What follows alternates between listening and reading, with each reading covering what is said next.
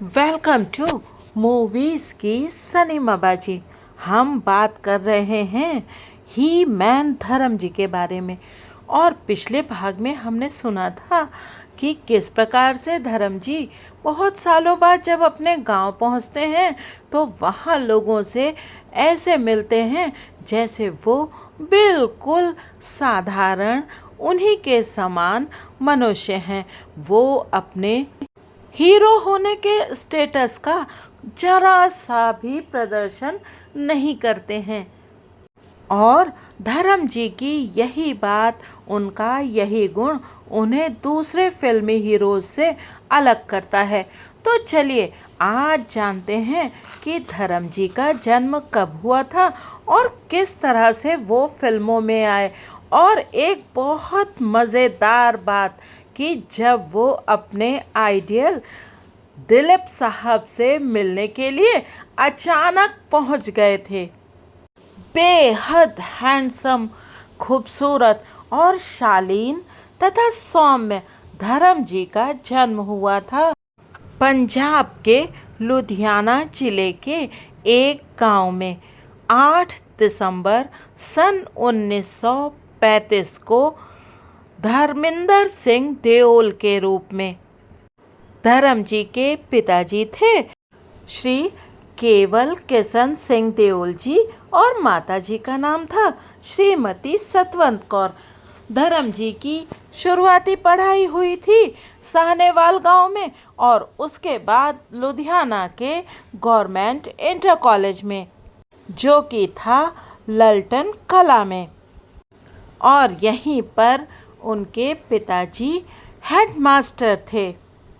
सन 1952 में धर्म जी ने फगवाड़ा के कॉलेज से अपनी इंटर की पढ़ाई पूरी की थी।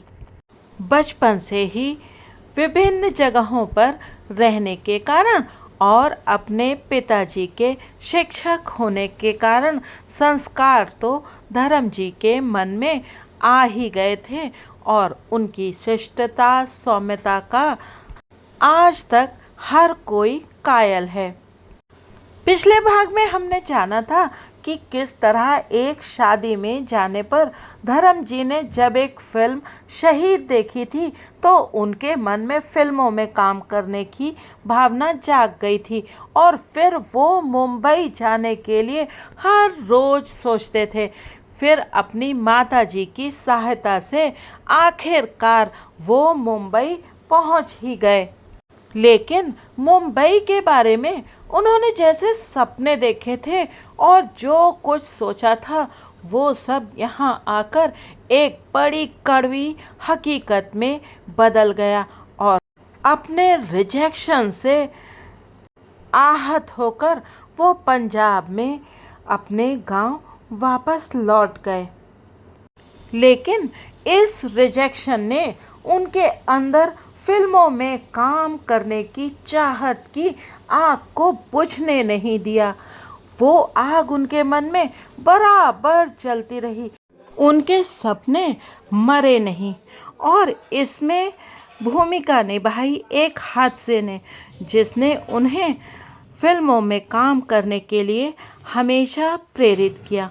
हुआ ये था, जब धर्म जी मुंबई में थे तो उन्होंने सोचा अपने प्रिय हीरो दिलीप साहब से मिलने का और वो पहुंच गए उनके पाली हिल बांद्रा वाले घर पर। और वो घर में ऐसे ही घुसते चले गए, उनको किसी ने रोका ही नहीं। बंगले के अंदर जाकर उन्होंने एक कमरे का दरवाज़ा खोला। उन्हें ये नहीं पता था कि यही दिलीप साहब का बेडरूम है। बस उन्होंने तो यूं ही दरवाज़ा खोल दिया था और वो सचमुच दिलीप साहब का बेडरूम था। और उस कमरे में सो रहे थे खुद ट्रेजेडी किंग दिलीप कुमार। दरवाजे के खुलने की आवाज़ के साथ दिलीप साहब जाग गए और उन्होंने अपने कमरे के दरवाजे पर खड़े देखा एक अनजान युवा लड़के को। और उन्होंने चौंक कर अपने नौकर को आवाज़ दी। धर्म जी जो अपने सामने अपने आइडियल दिलीप साहब को देखकर एकदम अचंभे में आ गए थे, वो भी हड़बड़ा गए और वहां से निकल करके बाहर चले आए। और इस समय भी उन्हें किसी ने नहीं रोका। और फिर बाद में धर्म जी को ये समझ में आया कि जैसे कि पंजाब में उनके गांव में और उनके घर में सारे के सारे दरवाजे खुले रहते थे और कोई भी किसी के घर में आता जाता था, वैसा यहाँ पर नहीं करना चाहिए। क्योंकि चाहे दिलीप साहब भी उसी तरह से रहते थे और उनके घर के दरवाजे खुले होते थे, फिर भी आपको किसी के घर में यूं ही नहीं जाना चाहिए। और फिर समय बीतता गया, 5 साल बीत गए और धर्म जी फिर से मुंबई वापस आए।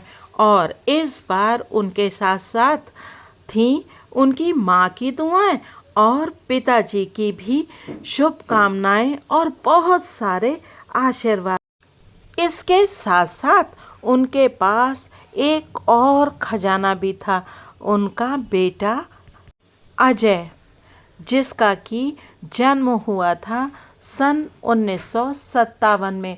और वो अपने पिता के लिए ढेर सारा लक लेकर के आया था।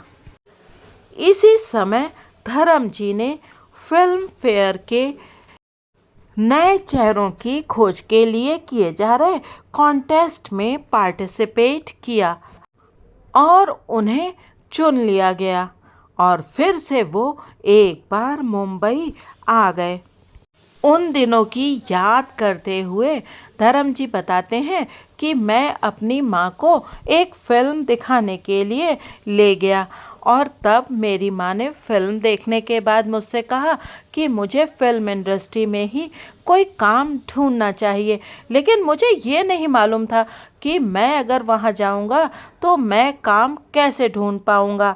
लेकिन ये शायद मेरी माँ के आशीर्वादों का ही फल था कि फिल्म फेयर का वो एड आया और मैंने उस कॉन्टेस्ट में पार्टिसिपेट किया और मैं चुन भी लिया गया। और क्योंकि धर्म जी के बड़े बेटे अजय यानी कि सनी देओल उनके लिए ढेर सारा भाग्य और खुशियां लेकर आ ही गए थे, तो धर्म जी इस कॉन्टेस्ट में चुन लिए गए थे। धर्म जी ने एक बार कहा था कि मैं कैमरे से प्यार करता हूँ और शायद भगवान ने मेरी सुन ली। आज भी कभी कभी मुझे ऐसा लगता है कि मैंने अभी तक कुछ किया ही नहीं है। अगर आप सपने देखना बंद कर देते हो तो फिर आप कुछ कर भी नहीं पाओगे। आपको सपने तो देखते ही रहना चाहिए। धर्म जी आगे बताते हैं कि हो सकता है कि कभी कभी मैं कैमरा से दूर रहता हूँ, लेकिन कैमरा मुझे कभी भी नहीं छोड़ता। और ये सच भी है, जैसे धर्म जी कैमरे को प्यार करते हैं, कैमरा भी उनसे बहुत प्यार करता है। आज जब हम टीवी देखते हैं तो उसमें ढेर सारे रियलिटी शोज देखते हैं जो म्यूज़िक के बारे में, डांस के बारे में, एक्टिंग के बारे में और दूसरी बहुत सारी स्किल्स के बारे में होते हैं। लेकिन कभी आपने क्या ये सोचा है कि इनमें जो लोग जीते हैं उनका होता क्या है? क्या वो लोग इतने सक्सेसफुल हो पाते हैं? क्या सबकी किस्मत इतनी अच्छी होती है कि जब वो कोई कॉन्टेस्ट जीत लेते हैं तो फिर उसके बाद उनके पास फिल्मी दुनिया या संगीत की दुनिया में लोग लाइनें लगा करके खड़े हो जाते हैं? धर्म जी ने हालांकि उस कॉन्टेस्ट में सेकंड पोजीशन पाई थी, लेकिन उसके बाद भी उन्होंने जीवन में बहुत कुछ हासिल किया और ये सब हुआ उनकी कड़ी मेहनत के कारण। उस कॉन्टेस्ट को जीता था सुरेश पुरी जी ने और फाइनलिस्ट थी 3 और महिलाएं, निम्मन, उषा और ईवा। लेकिन प्रश्न ये उठता है कि धर्मजी ने फिल्म फेयर के लिए कैसे अप्लाई किया। कहानी कुछ यूं है कि लगभग 30 किलोमीटर दूर मालेर कोटला के गांव में धर्मजी अपने दोस्त जान मोहम्मद के पास पहुंचे, जिनकी वहां पर एक फोटोग्राफी स्टूडियो थी और उसका नाम था जॉन एंड सन्स। उसी फोटोग्राफी शॉप में जाकर धर्मजी ने अपनी फोटोग्राफ्स खिंचवाई और उन्हें डाक के द्वारा फिल्म फेयर भेज दिया। लेकिन इसके बाद धर्मजी जब कई दिनों तक कोई जवाब नहीं आया तो इतने परेशान हो गए कि उन्होंने उसी फ्रस्ट्रेशन में अपने बाल बहुत छोटे छोटे करा लिए और आखिरकार एक दिन उनके दोस्त साइकिल से उनके पास एक चिट्ठी लेकर आए और ये चिट्ठी वही थी जिसका धर्मजी को इंतजार था। चिट्ठी फिल्म फेयर की तरफ से थी और उसमें उन्हें मुंबई का निमंत्रण दिया गया था। वहां पर जाने के लिए उनको फर्स्ट क्लास का किराया भी मिला था और 5 स्टार होटल में रुकने की सुविधा भी। और धर्मजी मुंबई की तरफ चल पड़े। लेकिन जब वो मुंबई के स्टेशन पर पहुंचे तो वहां पर उन्हें किसी ने पहचान नहीं पाया, क्योंकि जो फोटोग्राफ्स उन्होंने भेजे थे उसमें उनके बाल बड़े थे और अभी उनके बाल कटे हुए थे। स्टेशन पर उनको लेने हुए आई थी गुलशन जी, जो कि बाद में स्टार और स्टाइल मैगजीन की संपादक भी बनी। धर्मजी बताते हैं कि जब हम मिले तो गुलशन जी ने मेरी तरफ अपना हाथ बढ़ाया और मैंने शर्माते शर्माते अपना हाथ आगे बढ़ाया और मैं शर्मा भी रहा था। ये संकोच आपको अपने संस्कारों से मिलता है और ये संस्कार धर्मजी के अंदर कूट कूट कर भरे हुए हैं। धर्मजी को वहाँ से एक होटल ले जाया गया और एक शानदार कमरे में ठहरा दिया गया। लेकिन धर्मजी को उस शानदार कमरे के एसी से समस्या होने लगी, क्योंकि उन्हें तो आदत थी पंजाब की खुली ठंडी शानदार हवा में सांस लेने की। धर्मजी को मुंबई की इस भीड़ भाड़ और हर समय दौड़ते रहने वाले शहर और समुद्र से प्यार और दोस्ती करने में थोड़ा सा वक्त लगा। होटल के उस बेहतरीन कमरे से धर्मजी को और बहुत सारे दूसरे प्रतियोगियों को एक बस में भरकर ले जाया गया। ये सभी प्रतियोगी थे फिल्म फेयर के पहले टैलेंट हंट प्रोग्राम के। और इसी बस में पहली बार धर्मजी की भेंट हुई थी अर्जुन हिंगोरानी जी से, जो कि दांतों के डॉक्टर थे और एक महिला प्रतियोगी के साथ में आए थे। उन्होंने धर्मजी को देखा और उनके शानदार व्यक्तित्व के कायल हो गए।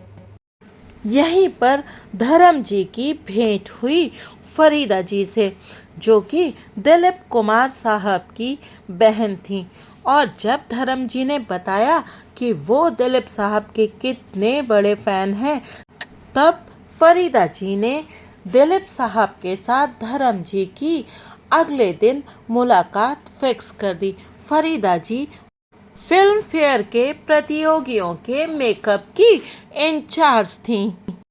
ये सर्दियों के दिन थे और दिलीप साहब ने धर्मजी को एक जैकेट दी जिससे कि वो सर्दी से खुद को बचा सकें।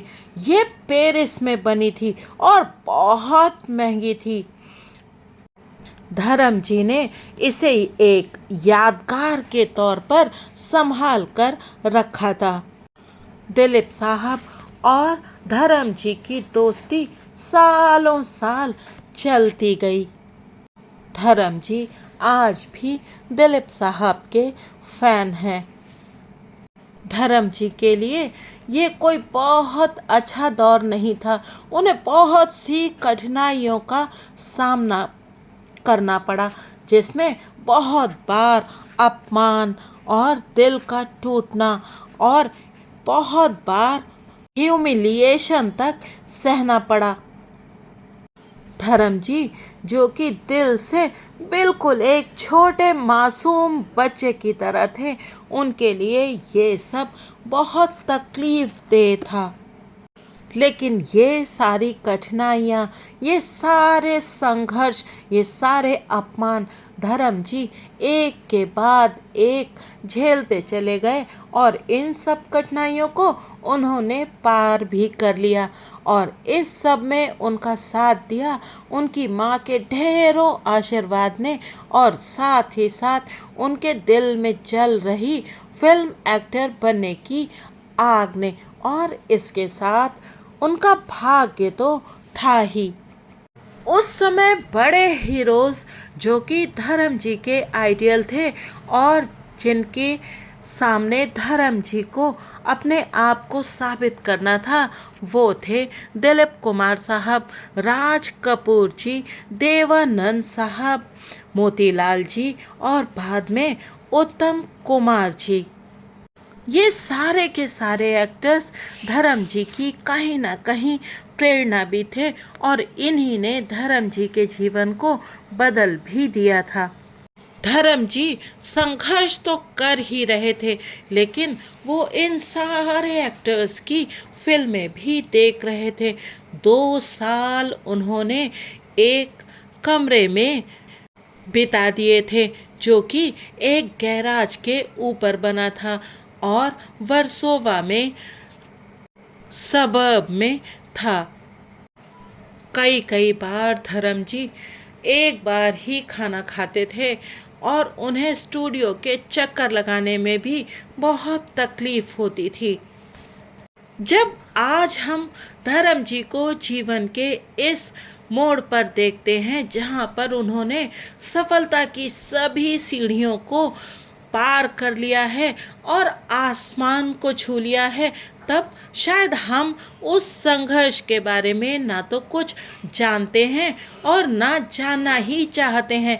हमें तो ऐसा महसूस होता है कि ये सब उनको बस एक प्लेट में रखकर मिल गया, लेकिन इस सफलता के पीछे कितना संघर्ष और कितनी मेहनत छिपी है, ये हम कभी जान ही नहीं पाते। संघर्ष के इस दौर में धर्म जी के साथी थे मनोज कुमार जी, और जिन्हें प्यार से धर्म जी मन्नो बुलाते हैं और मनोज कुमार साहब उनको धर्मो बुलाते हैं।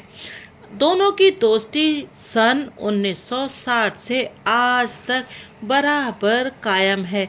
दोनों ने एक दूसरे का हमेशा साथ दिया और एक दूसरे की कठिनाइयों को कम करने में एक दूसरे की मदद करते रहे।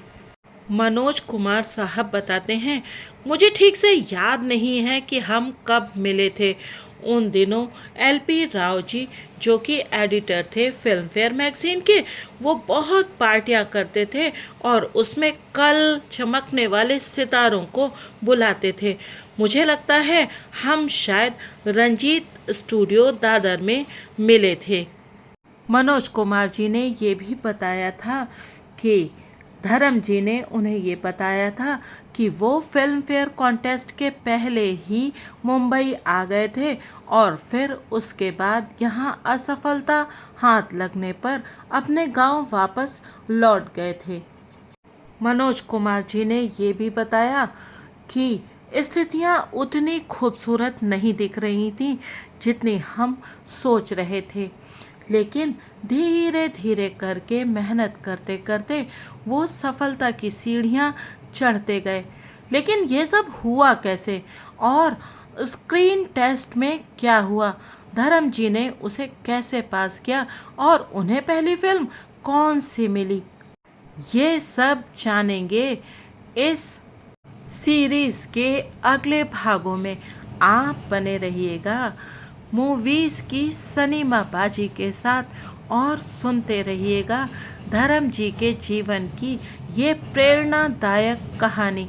आपको अगर सफलता प्राप्त करनी है तो उसके लिए आपको बहुत सारी मेहनत भी करनी पड़ेगी और कड़ी मेहनत के बाद जब आप सफल होते हैं तो उस सफलता का मज़ा ही कुछ अलग होता है और तभी आप हम्बल बने रह पाते हो जैसे कि धर्म जी हैं। कमेंट करके बताइएगा कि ये एपिसोड आपको कैसा लगा और बने रहिएगा मूवीज़ की सनीमा बाजी के साथ। Thanks for watching.